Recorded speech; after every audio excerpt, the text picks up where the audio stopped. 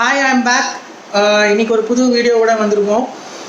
என்னன்னு பார்த்தீங்கன்னா, இன்னைக்கு வந்து நிறைய பேர் வந்து கேட்டிருக்கீங்க என்னோட கமெண்ட்ஸில், என்னோட இன்ஸ்டாகிராமில் வந்து சொல்லியிருந்தாங்க குக்கிங் பற்றி நீங்கள் நிறைய உங்களோட நியூ பிகினிங் ட்ரெய்லரில் போட்டிருந்தீங்க. பட் குக்கிங் பற்றி எதுவுமே வந்து அப்டேட்டே வரல அப்படின்னு சொல்லிட்டு, அதனால் புதுசாக ஒன்று ட்ரை பண்ணலாம் அப்படின்னு சொல்லிட்டு யூடியூப்பில் ரிசர்ச்லாம் பண்ணியிருக்கேன். இதுக்கு முன்னாடி யாரும் இதை பண்ணலை. மோஸ்ட் ப்ராபப்ளி பார்த்தீங்கன்னா இதெல்லாம் வந்து 70s to 80s நம்ம அம்மா அப்பா அவங்க பண்ண அந்த டேஸ்ட்டு, அந்த இது வந்து கொண்டு வரணும் அப்படின்றது. என்ன பண்ண போகிறோம், ஏது பண்ண போகிறோம் அப்படின்றத வந்து வாங்க வீடியோக்குள்ளே போய் பார்க்கலாம்.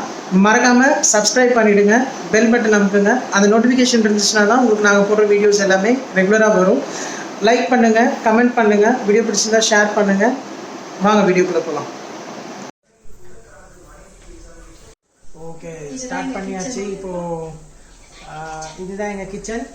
இன்றைக்கி நம்ம வந்து ஸ்டார்ட் பண்ண போகிறது வந்து நம்ம பட்டர்ஃப்ளை ஸ்டவ்வில் பண்ண போகிறோம். ஸ்டார்ட் பண்ணலாம். ஸ்டவ்வை பற்ற வச்சுக்கிட்டு கடாயை அடுப்பில் வைக்கணும். இந்த கோதுமையை நமக்கு தேவையான அளவு எவ்வளோ வேணாலும் எடுத்துக்கலாம். இப்போ நான் சும்மா கொஞ்சமாக போட்டு உங்களுக்கு காமிக்கிறதுக்காக நான் இதை வறுக்கிறேன். நல்லா பொன்னிறமாக வர்றது வரைக்கும் நல்லா வறுக்கணும். இது சாப்பிடும்போது உங்களுக்கு நீங்கள் இது வரைக்கும் தோசை, இட்லி அந்த மாதிரி எதுக்கு வேணாலும் இதை நீங்கள் தொட்டுக்கரலாம். இது வரைக்கும் யாரும் இப்படி ஒரு சட்னி செஞ்சுருக்க மாட்டாங்க. நீங்கள் இதை செஞ்சு சாப்பிட்டு பாருங்கள். பார்த்துட்டு எனக்கு கமெண்ட்ல சொல்லுங்கள்.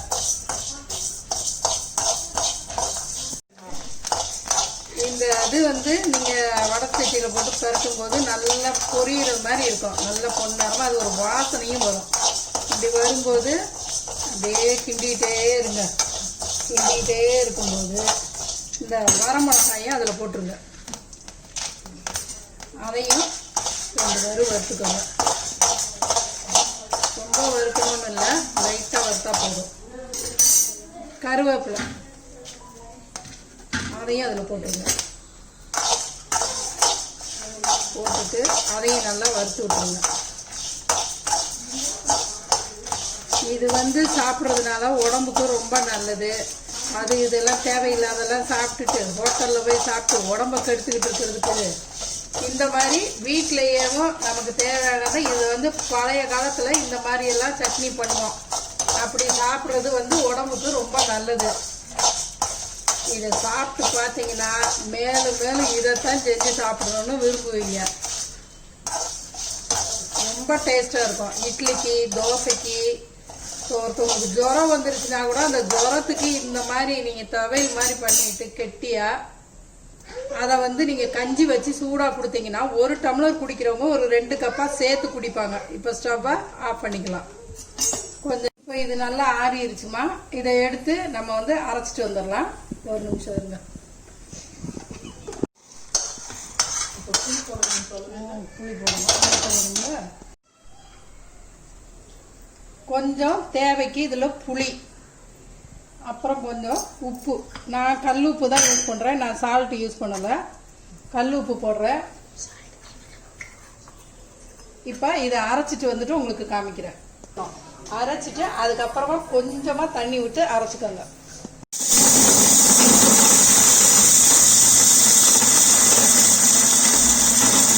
இந்த பாருங்க, இந்த பதத்தில் இது இந்த பதத்தில் இருக்கும்போது கொஞ்சமாக தண்ணி விட்டு அரைச்சிக்குவோம்.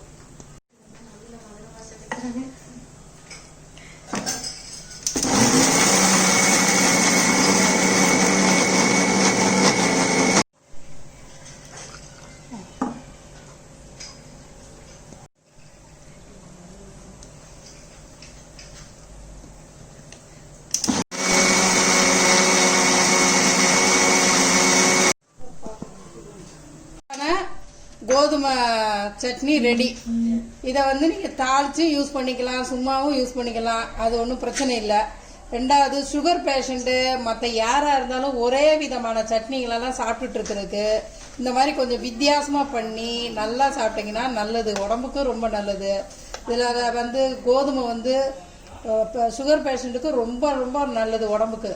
நீங்கள் இதை கண்டிப்பாக செஞ்சு சாப்பிட்டு பார்த்துட்டு எனக்கு கமெண்டில் எல்லாம் சொல்லுங்கள். தேங்க்யூ.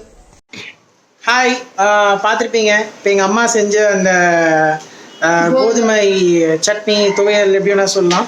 சாப்பிட்டு பார்க்கலாம் எப்படி இருக்குன்னு. வாவ், டெலிஷியஸ், சூப்பர், செம. நீங்களும் இந்த வீட்டில் செஞ்சு பாருங்கள், மறக்காமல் டேஸ்ட் பண்ணி பாருங்கள்.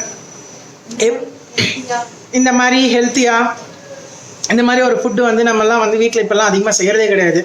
இதுக்கு வந்து ரொம்ப நிறைய இன்க்ரீடியன்ஸ் தேவை கிடையாது. அதனால் நல்லா இருக்குது, டேஸ்ட்டாக இருக்குது. எல்லாத்துக்குமே நீங்கள் யூஸ் பண்ணலாம். இட்லி, சட்னி, நார்மலாக நம்ம சாப்பாடு அது இதுக்குன்னு எல்லாத்துக்குமே நீங்கள் யூஸ் பண்ணலாம். கஞ்சி இது மாதிரி இருக்குது, உடம்பு சரியில்லை அப்படின்னா அதுக்கெலாம் யூஸ் பண்ணலாம். ரொம்ப ஹெல்த்தியான food. Thank you so much for வாட்சிங் திஸ் வீடியோ. மறக்காமல் ஷேர் பண்ணுங்கள், லைக் பண்ணுங்கள், கண்டிப்பாக சப்ஸ்கிரைப் பண்ணுங்கள், அந்த பெல் பட்டனை மறக்காமல் அமுக்கிடுங்க. தேங்க்யூ.